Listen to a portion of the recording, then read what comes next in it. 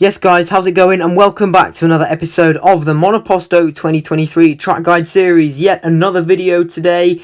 We're cracking on with them, we're really rattling through all of the tracks, and today we are going to be taking a look at episode number 15 at Zandvoort for the Dutch Grand Prix. A very fun circuit to drive, lots of nice undulation, fast flowing corners, and a good straight as well for overtaking. So this is not a particularly long track guide. To be honest, it's not a difficult track to master really. There's not too many talking points. So without further ado, please be sure to like and subscribe if you're enjoying this series. If you're finding these videos helpful, do the same, and let's get straight into it.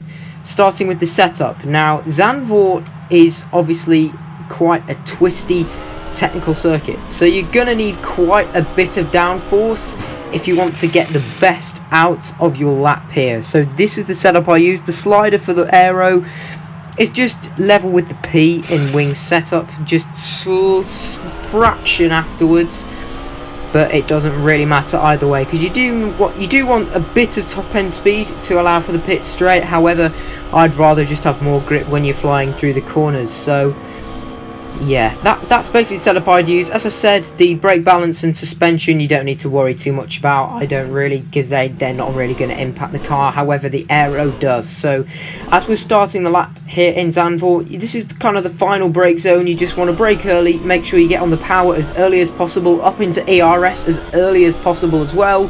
As you come around the banking, you want to be at the bottom of it, and then you want to sort of come a bit wide. So then make sure your car's on the left hand side. You'll open up DRS. If you're using manual ERS, disable ERS once you cross the checkered flag area, start finish line. And turn 1 is braking in a straight line. You can either go at the 100-meter board, however just make sure you don't brake too late. So for example at the 50-meter board, and also if you steer too aggressively you can spin out, but 50-meter board, if you're using ERS, you're not going to kill off enough speed. So you want to make sure you want a straight line brake, probably at the 100-meter board, or if you're a little bit more confident, just between the 100 and the 50-meter board is where I brake. And then you want to turn in early, hug the inside, and then you want to come a bit wide on the exit to ride this exit curb there. I wouldn't really recommend using ARS.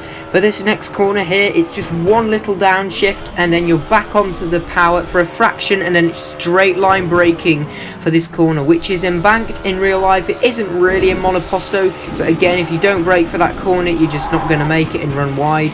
And again, be careful through the embankment. If you steer too aggressively, you're just going to completely bottom out. So you want to make sure you don't get on the power too early on the exit of that corner as well, or you're going to spin. I'd wait till about this point here till you get onto the power, then you can go up into ERS, and then you're just following this nice flowing S section through the end of sector 1 and into the start of sector 2. So this is a lovely high-speed right-hand corner. Make sure your car's on the left-hand side on the entry, and where the orange and white curb starts on the right-hand side, that's where I would recommend just one little dab on the brake, just like that. Or you can do 2 if you're a bit more confident, and then it's straight back onto the power.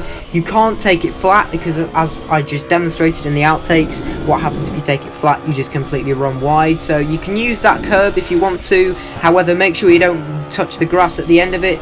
This next right hand is still quite high speed. Ride off that inside curb, and then bring your car over to the left hand side, for this is quite a long right hand corner now. It just keeps going.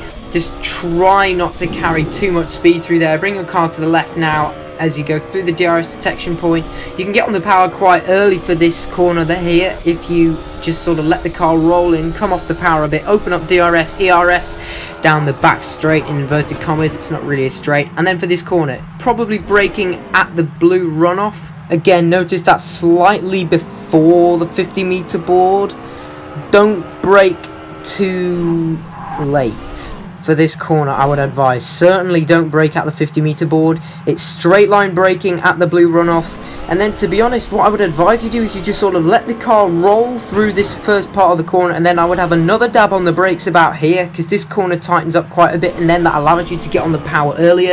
If you've got any ERS left, you can use a little bit up to this overbridge there. Then I'd disable it, get ready for this corner, one dab on the brake, turn in early, come a bit wide on the exit if you need to, and then just completely drain the battery all the way up to the line.